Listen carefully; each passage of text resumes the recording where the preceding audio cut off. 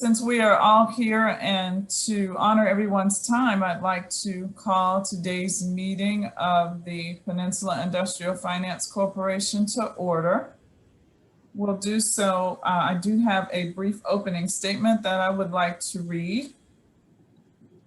This board meeting of the Peninsula Industrial Finance Corporation is being conducted telephonically or electronically in accordance with the budget bill of the Commonwealth of Virginia, otherwise known as the Commonwealth, for the biennium ending June 30, 2020, as adopted by the reconvened session of the 2020 Virginia General Assembly, because the governor of the Commonwealth has issued Executive Order 51 in the year 2020, declaring a state of emergency, which declaration continues in force and effect, and the nature of such emergency makes it impractical or unsafe for the Peninsula Industrial Finance Corporation to assemble in a single location to discuss or transact business necessary to continue operations of the Peninsula Industrial Finance Corporation and the discharge of its lawful purposes, duties, and responsibilities.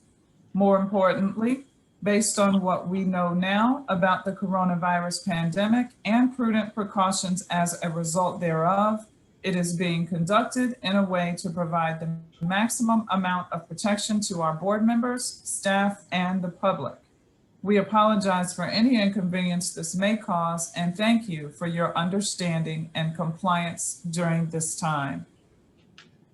And also, before we move on, we do ask that if you're not speaking, that you do mute your microphone so that we can reduce any feedback. When you need to vote or make a comment, feel free to come off mute at that time. Moving on to the next item, we have the review of our minutes from the meeting, February 17th, 2020. Those were sent out and hopefully everyone has had a chance to look at them. Are there any changes? And if hearing none, I'll entertain a motion to approve the minutes as presented. So moved. Thank you, Laura. Is there a second? Beth Moore. Thank you, Beth. It's been moved and seconded. Would you like me to go ahead and call for the vote? Yes. Ms. Moore? I'm sorry, I didn't hear you. I said for Ms. Moore. She's on mute. Approved. Ms. Sanford? Approved. Mr. Campbell?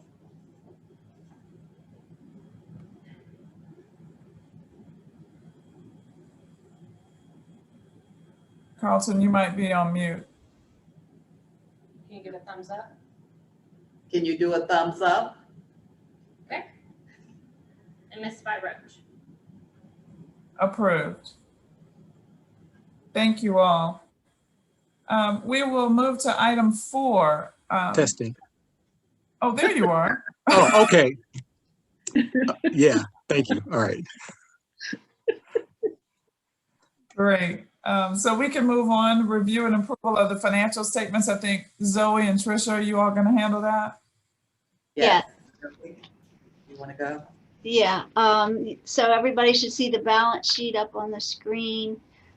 We have our checking and savings accounts, $339,776.35, and we have our short-term loans amounts that are $42,206.46, and the long-term portions of the notes are $407,913.81 for total assets of $789,896.62.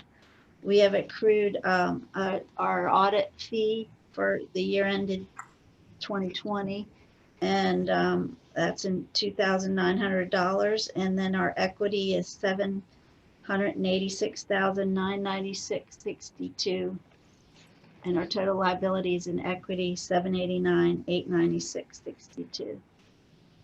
If we turn to the profit and loss.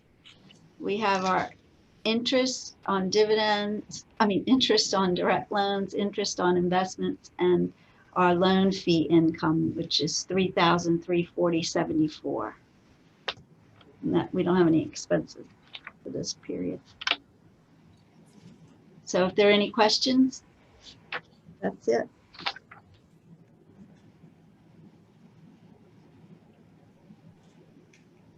And I would like to share both loans are paid up to date and pay as agreed. That's good to hear. Thank you, Zoe. So that being presented, Tricia, do we need a vote to accept the financial statements? Yes. Okay, let's call for the vote then.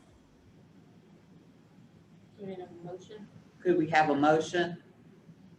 Move for approval? Second. Alton and Laura. All right, so it's been moved and seconded. Let's call for a vote, please. Moore?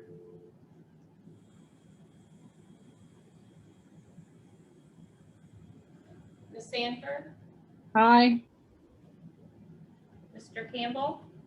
Aye. And Ms. Spike Roach? Approved. Aye.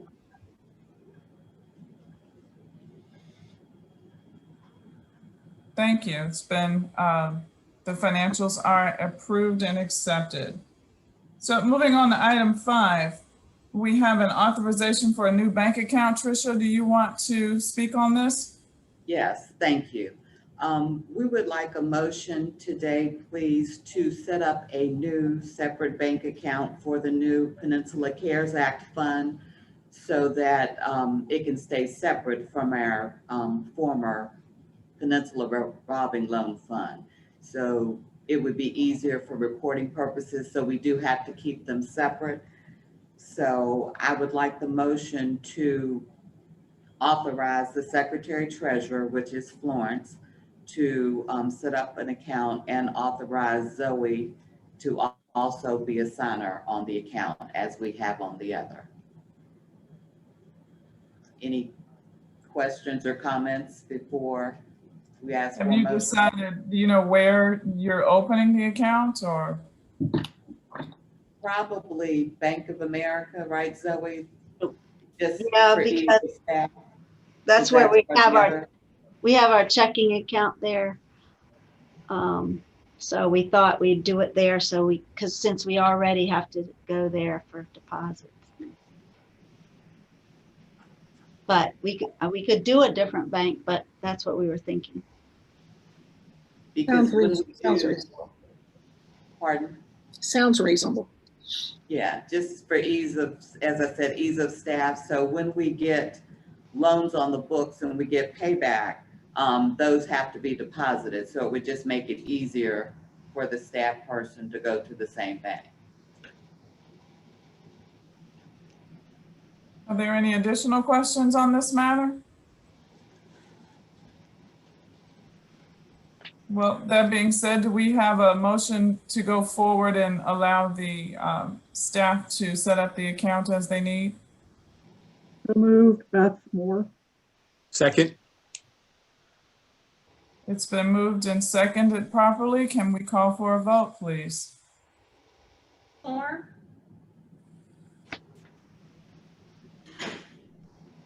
We. Or Ms. Sanford? Aye. Mr. Campbell? Aye. Ms. Spike Roach? Approved. And Ms. did you call on Beth already? I did, she is on mute. Sorry, approved. Whatever. Thank you. Moved.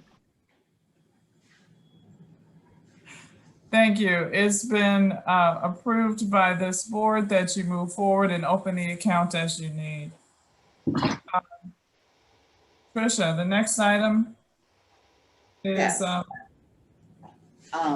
We just wanted to share with you a marketing flyer that we are using both, Tricia, that is the old one excuse me, for It is? Old flyer.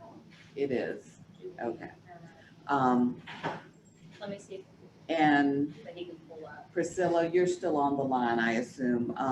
Yes, I'm still here. After the meeting, Priscilla will be sending out to the board some information that will include the flyer, which is an updated flyer.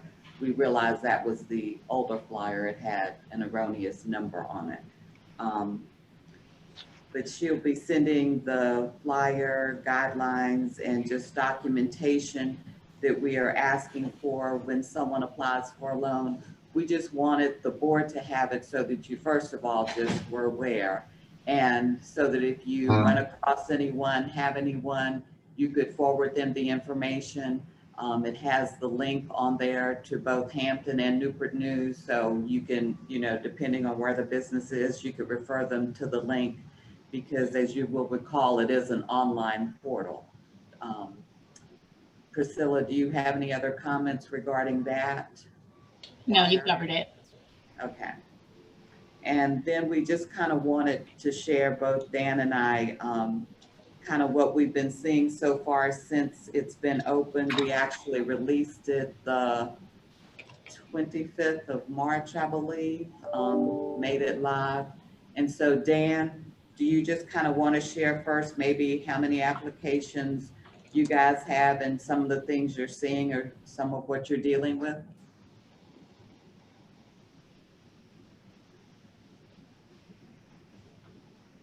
Yes, can I share my screen? Yes. Yeah.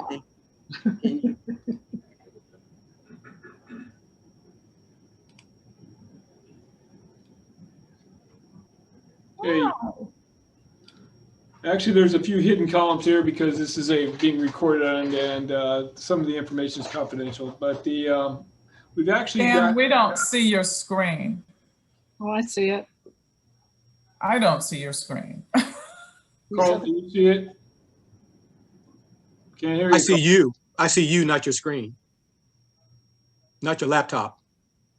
Hang on, let me try again. Now do you see it? There we are. We see Thank it. you. There we go. Okay, sorry about that.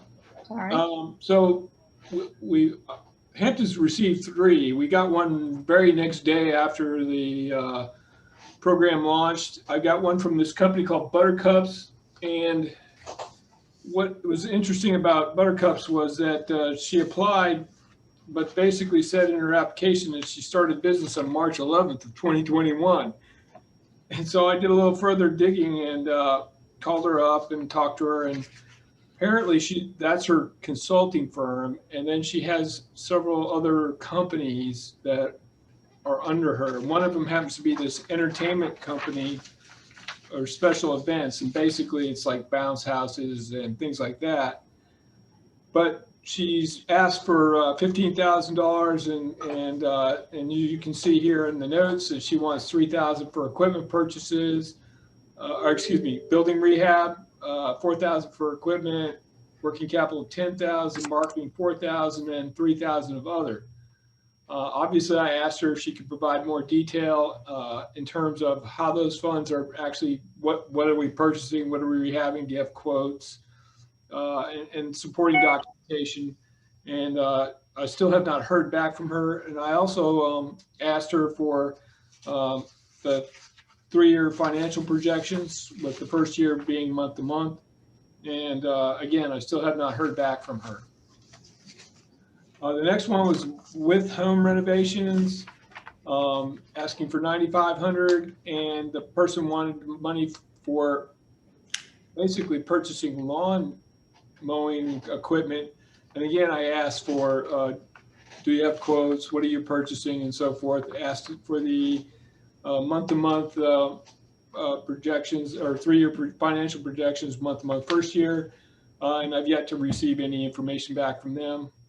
And then Mr. Derek Ross, he's an interesting gentleman. He's actually provided a number of much of the information I've asked for, but really what's funny is that he's a little behind on his working capital. He's currently behind on his payroll, but he wants the money for basically hiring a consultant, helping with marketing his services. And so I asked him, do you have a quote from a consultant? Who is the consultant? Can you give me, his hourly rates and things like that? So I wanted a little bit more detail. And he said he was going to be forthcoming with that. And then I asked for the 3-year financial projections. And I haven't heard back from him. And it's been about, I'd say, Thursday or Friday of last week when I asked for that. And then last night, I got another application from a company called 360 Outsourcing Solutions, who provides security, janitorial, and lawn care services. This gentleman here actually works in the city of Hampton and providing some of the security over at City Hall, but the troubling factor I just noticed today on his application is that he's based in Norfolk. So I guess it would not apply, even though he may have a Hampton business license. Can we, I want to make sure there's no flexibility there. There's business has to be located in Hampton, right? It's not a Norfolk business we're helping. So I'm going to have to contact him and say, I apologize, but unless you can move your operations to Hampton, there's not much we can do for you. Can I interject a comment on that, please? This Sure. is Beth. Seems to me if he has a business license in Hampton and he's got a history of paying business license taxes on Hampton gross receipts, that you've got an argument for issuing the loan to him. Okay. Where does he live? Do we know, Dan? Yeah, Norfolk. So That's he where- lives there and has, okay. So it would just be the business license we're looking at. Right. Yeah, I mean, maybe That's you why I can go wanted back to and, ask for,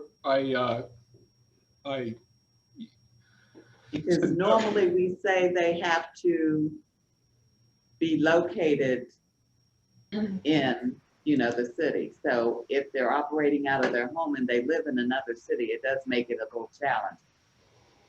yeah, but if he's paying business licenses to your city, to me, he's operating in your city, no matter where his address is, for that matter, where his equipment is stored.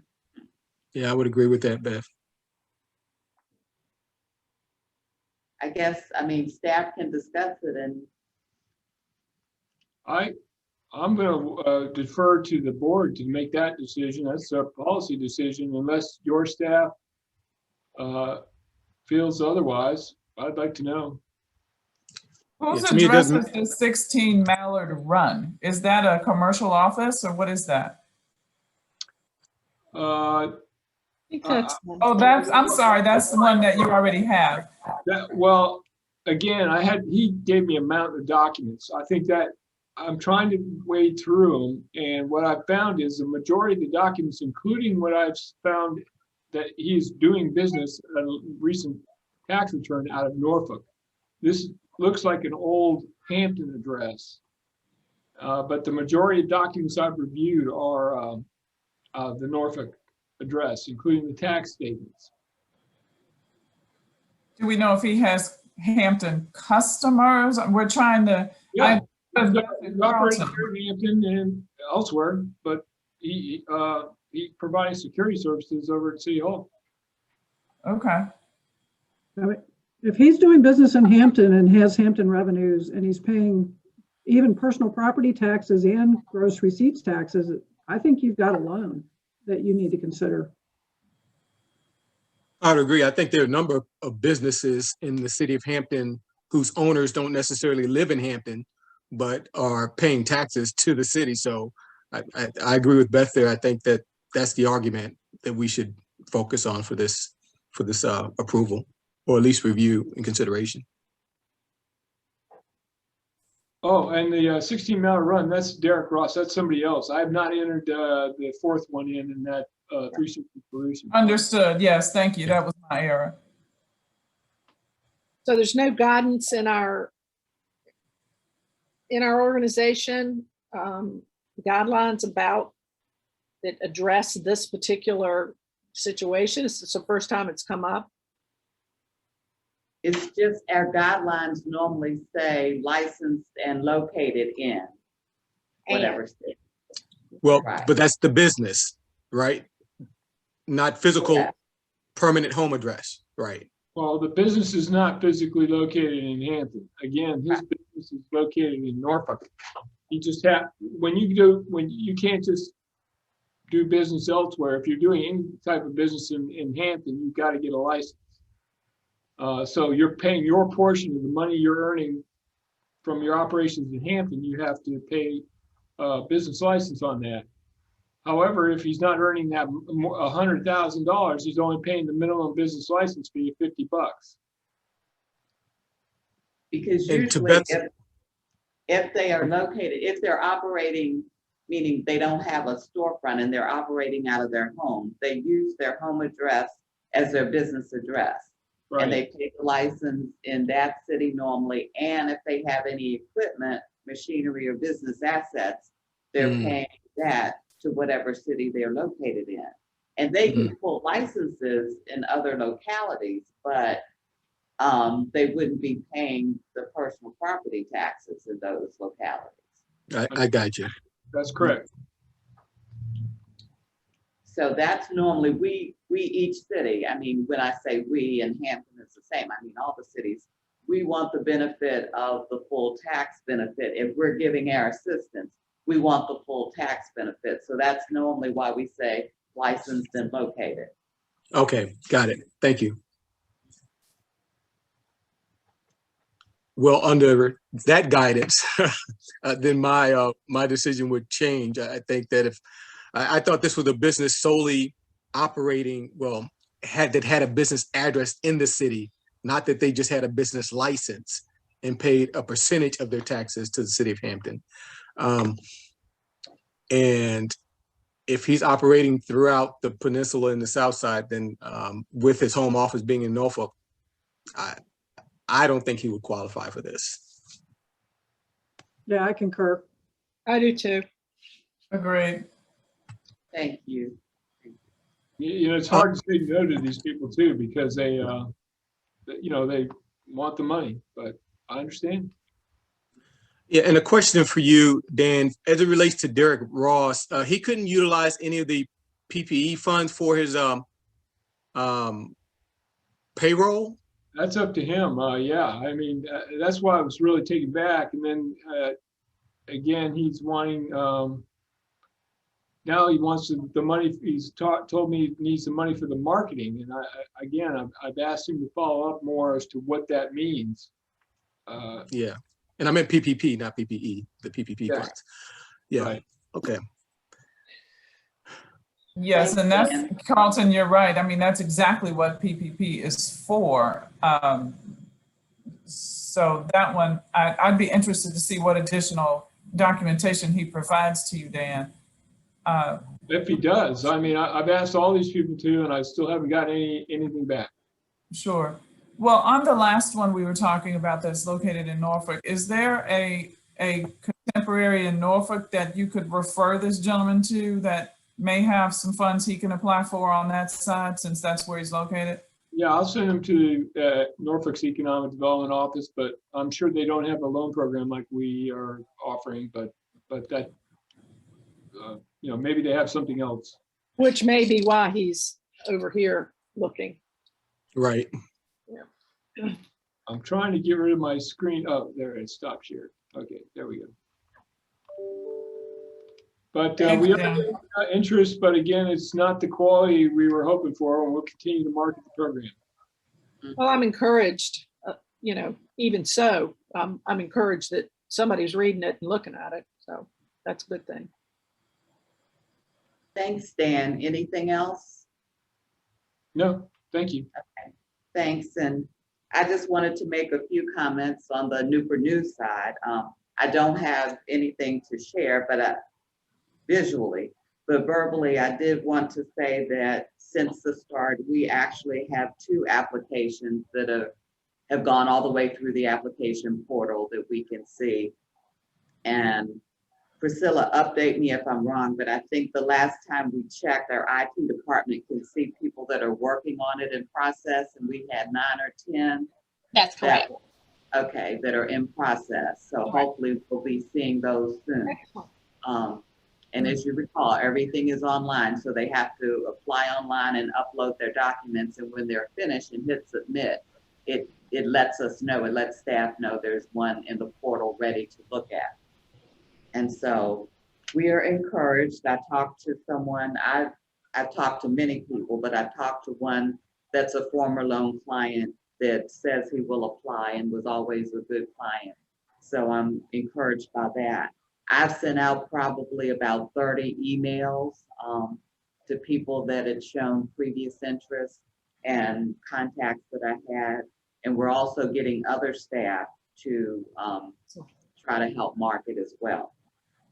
So we, like Dan, are frustrated with some of the quality of the paperwork that's being input and going back and forth and trying to get them to understand what we need to try to help us help them. So that is a challenge and does require a lot of staff time. But I did want to follow up with the board, and actually I haven't had a chance to share it with staff here or Dan, but just before the meeting, I had a phone call with a Mrs. Gomez at USEDA.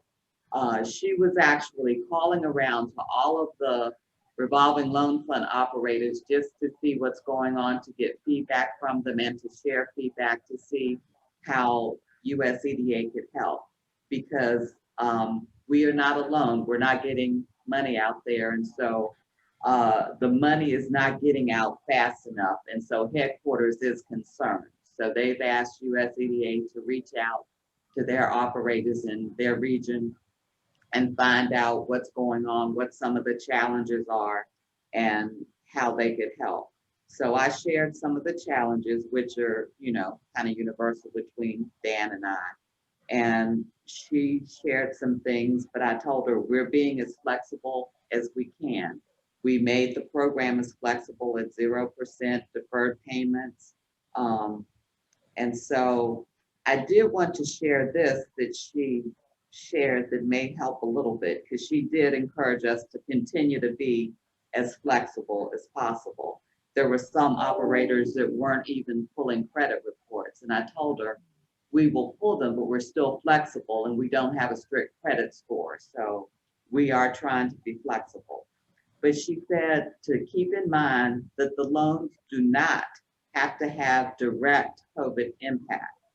That as long as we can show that it's helping the business be resilient, that we're diversifying our economy, we can make a case and bring it to the fund. So even though we asked the question, because she said pretty much every business has been affected somewhat or slowed down somewhat.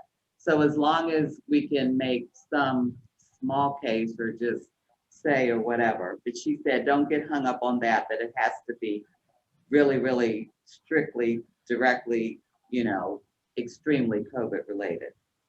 The other thing she did say is that we could loan to startups or new businesses, as long as we can show that, you know, we're helping our local economy and building diversification.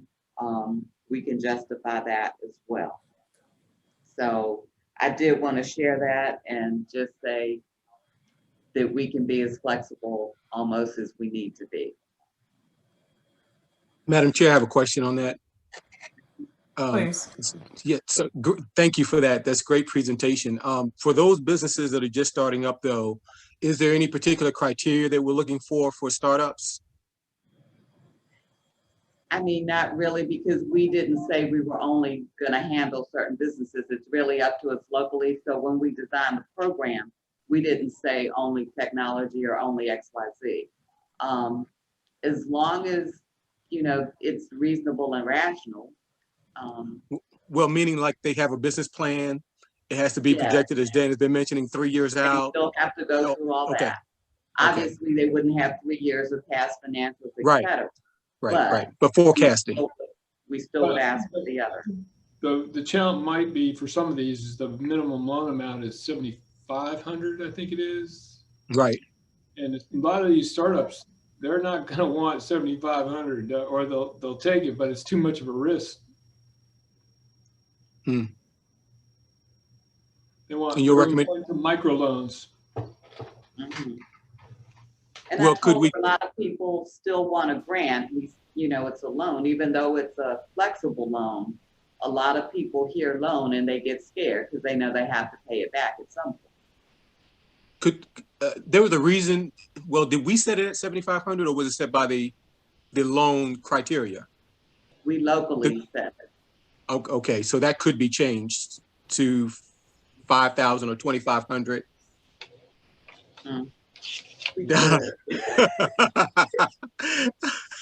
But That's not preferred. another thing. If we Yeah. get into it and we really see that it's slow and we keep getting a lot of requests, we can amend our own guidelines too. We just have to let EDA know, but we could amend if we see the need to.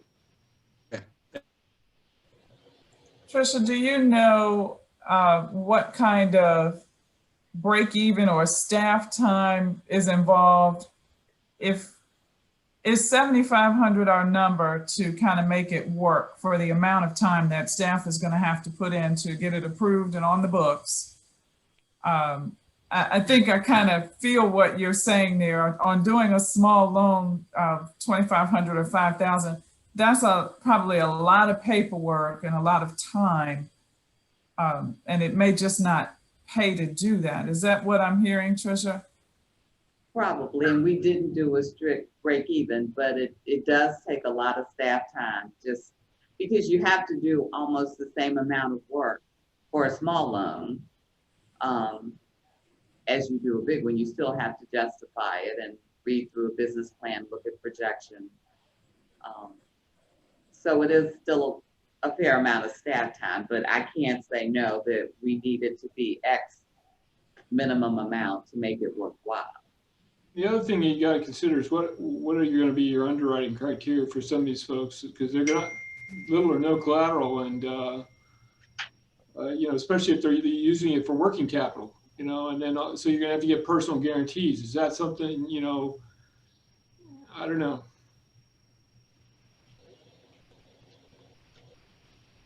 And we can be flexible on the collateral. We know it's not going to be dollar for dollar. I mean, I would still ask that they all personally endorse, but if we can get some collateral. Can I ask a question? Yes. So Joycelyn's question was from the perspective of a profit center, profit-making venture with this loan. I'm not sure that's part of the equation because maybe it's 5,000 and not 2,500, but if we got more money into the community because we dropped it to 5,000, isn't that really the point? Not that we're trying to kill anybody's staff here, but I don't think there's a profit motive behind our decision-making on this. There's a practical component to it. Yeah, I guess I'm trying to. Wasn't asking that from a we're not making money standpoint, but there is a certain amount of paperwork involved, whether it's $100 or $100,000. So I think we just have to decide what's the minimum number, and is changing it from 7,500 to 5,000 going to cause more of it to move in the community? I don't know the answer to that. None of us do. And I guess unless, the teams at both Hampton and Newport News have gotten feedback to that effect, we still don't know the answer. Exactly. I'd like to give it a few more months. I mean, program's just kind of rolling out now, and we're going to need to do some more marketing and really try to target some better quality customers. I think, some of these people really are high risk, if you ask me, the ones I've seen. And it's not that I don't want to help them. It's just, I don't know if they're going to have the wherewithal to really live up to their obligation. And sometimes the best thing to do is tell them no, because being in debt is not a good thing. So what's the end game on this? Typical startup, is either going to be successful or they're going to last 18 months and then they're gone. So then with the personal guarantee or with collateral on a piece of equipment, I mean, are you in the collection business? No, No, but that's where the time gets eaten up for sure. At least in loan and grant, in EDA, we spent, when we were making loans, we spent just huge amounts of time, both through the city attorney with avenues to go that way. So that's when you really, not to discount the staff time it takes to get these loans ready, but then when they go bad, there's that to consider. But yeah, and I appreciate that, and that's great. But what are you doing? What do you do with the person who start up, they got money, they bought a piece of equipment, they can't even make a personal guarantee? I mean, do they just get off without paying the loan pretty much if they're uncollectible? well, we get the equipment, at least we'll get whatever collateral they put up, and then typically what's done is they're put on a payment program for the rest of the note.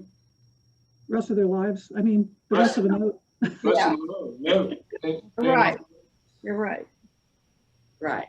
We usually don't collect on collateral. We'll try to, as Dan said, put them on a plan and say, what can you afford? If their normal payment was 5 something, can you afford to pay 50 or 100, a month? And, try to space it out, as opposed to trying to collect on collateral, which takes staff time and time to store and time to resell, which we wouldn't get anything usually for. And I mean, we could always file a judgment on them, but that doesn't give us the money back. Yeah, we've collected on collateral, and like you say, it's a pain in the ass to dispose of, and you get pennies on the dollar. Yep.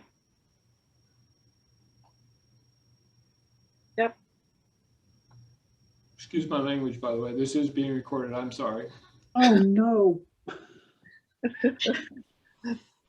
But I guess, as Dan said, can we give it a few more months or a little while longer to see if we need to change the amount? I agree with that. Absolutely. Yeah, me too. I agree. Okay. Okay, Madam Chair, that's all I have. Well, I have a thank question. Beth, please. So I haven't seen the money hit the bank account yet. Did I miss something? I mean, it wasn't on the No, statement for March 31st. the feds don't do that, unfortunately. We have to draw it down first. Oh, okay. Once we draw it all down, then we keep it, but they don't send us a check for 1.5 million. We Oh, have to draw it okay. down. Pay as you go. Thank you, Beth. That's a good question, though. Yeah. Dan, Tricia, and staff, thank you for the update. I was curious to see what kind of traffic that we're getting on this program. So that's good to know that at least it's out there. We're not getting huge traffic, but some. So it's a start, and we appreciate the update. Moving on to, I have go another for it, question. Beth. So in this Tidewater region, are we aware of other localities that have access to these funds, similar funds? So if I have a client, for example, in Suffolk, do we know what's out there? Norfolk was the only other operator in our region from USCDA before. So I believe, if I go back and look at the announcement, the initial announcement, I think it would say what other Virginia city. But Norfolk may have gotten some money also, but I don't know how their program is designed. But they do have some loan programs through this agency. Thank you. Any additional questions? Well, thank you all. Tricia, you have on our agenda, we've got general comments, questions. I don't hear anything additional from the board. Is there anything from the staff? Oh, there's Carlton. Yeah, Madam Chair, just one announcement, and that is in June, I've decided not to renew my term on the EDA. I'm going to take a break. I've been serving the city of Hampton for about almost 11 years now in different capacities. So I decided to take a break. So June will be my last meeting in the PIFC board. So I just wanted to let you all know so you can prepare for that. And I guess Laura Beth will be taking over. I know you all have to vote on that again, but just wanted to give you a heads up that that will be coming. So Thank you for letting us know, Carlton. yeah, We'll miss you. yeah, I'll miss you all. It's been great. Not I happy. thoroughly enjoyed it. Not happy. Well, I know that the City of Newport News and the EDA appreciates the amount of time and the service that you've given to them, and we appreciate it as well. So, and we know where you live. Going off the grid. Thank you, Dan, Carlton. Get Don't your change- EDA to appoint another person to fill Say the that again, time. Tricia. I said, so Dan, I guess Hampton staff will just have to get their EDA to appoint another person. That's correct. And Carlton, I guess you've notified the EDA yesterday at their meeting that you were. I did not. I notified the well, not the board. I notified EDA a month ago. So Okay. Chuck and Catherine Glass, they all know. They knew about a month ago. So when I was asking around yesterday, I was surprised that nobody on the board had been notified, because I thought that they would notify everyone. Even Tricia, our attorney, Trish, didn't know. And I thought that Chuck would notify everyone. So I'll just have to pass the word out myself. I'll talk to Chuck and we'll get that to happen. Thanks. Yeah, great. Thanks, Dan. Any Staff doesn't additional have comments? anything else. Great. Well, thank you. Well, that being said, I appreciate everyone's time. Do we have a motion to adjourn? So moved. Second. I don't think we need to vote on that, but well, that being said, thank you, everyone. It's good to see your faces. Oh, Beth? Can I ask one more question? So this is about the loan fund. So if I have a client that's very healthy financially, but would like to invest in more equipment, I mean, is there any reason why they can't come to this program and borrow? Say that one more time. So let's say I have a client who's very healthy financially. Is there any reason why they can't come to this program and borrow to purchase equipment or purchase something? I mean, There's no preclusion against that. We don't have to justify, I guess, that they can't get it all from the bank. yeah, No. you said that. I just wanted to make sure I heard it right. So that would be fine. If you know of a client that was planning to do it anyway, they can. And keep in mind what Trish said just a little while ago, is that every business has been impacted by COVID in some manner. And what we wanted, if it's going to help resiliency, sure, why not? I'd rather, get the money out there and see it work. And it would be nice to have some strong companies in the portfolio. I was just going to say. Absolutely. Yeah. They're going to pay us back. So that's a good thing. Well, I'm really looking forward to receiving the flyer this afternoon and, any additional information about the program that's current. So maybe I can put this out in front of some of my clients, let them know about it. Yeah, I'd like that. I'll send that information immediately following this meeting. Thank you. Thank you, Marissa. Thank you. That'll be good to have. We can all share it. Anything additional? Well, that being said, I think we are adjourned for the day. Thank you all. And hopefully we can bring some more business in for you. So have a good Wednesday and be safe.